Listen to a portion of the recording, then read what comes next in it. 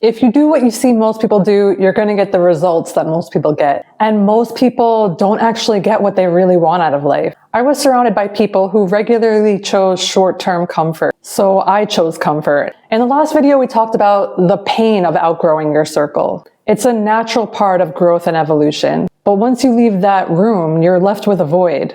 And if you're like me, your first instinct is to run back to the people you knew. But what do you do if you just can't even go back there anymore? Running back there would mean tolerating and choosing comfort with them. You're just not in that place anymore. You need to create an environment where your new way of life, all those sacrifices you're making, those are actually cheered on and seen as normal stuff you do and that you're not an alien. Today I want to show you how I've hacked my environment when I didn't have anyone else that could relate to what I was doing.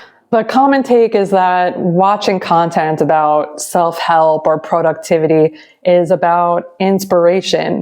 But for me, those creators, the content they made was my life support. If you're sitting in silence and you're hearing the familiar, outdated voices of all the people telling you to choose comfort, and you don't have any other input to challenge that, the voices are going to win.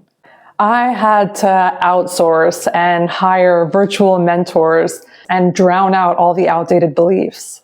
I needed a new tribe of people, even if they were just pixels on a screen.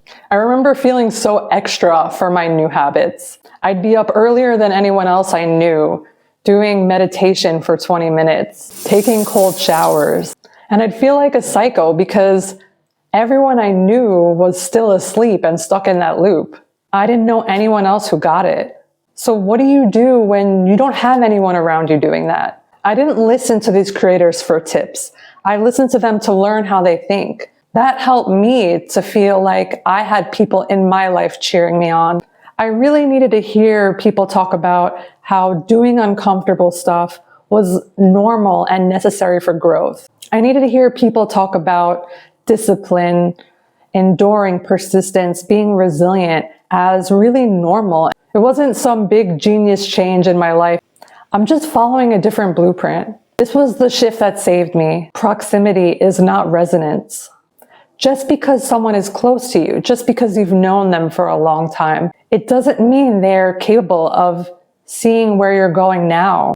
I had to realize that they're qualified to be my past, but they're not qualified to be a part of my future. So I started looking for resonance in content about identity shifting. Follow along with people who lived the identity hack, that by taking on the habits and behaviors, making decisions like the kind of person you want to become, you wake up one day and you wind up becoming that person. A common pitfall we find is that we keep waiting for it to be easier. We have to stop waiting for it to feel easy, becoming more resilient and adaptable in life. When you surround yourself with the right voices that are aligned with you, you start to normalize and realize that the uncomfortable shit, that's actually where the quality of life is. That's the only way to get there. Resilience and self-trust are built in the moments that you want to run away, you want to avoid, but you do it anyway. And I really believe that this is what leads to true confidence in who you are.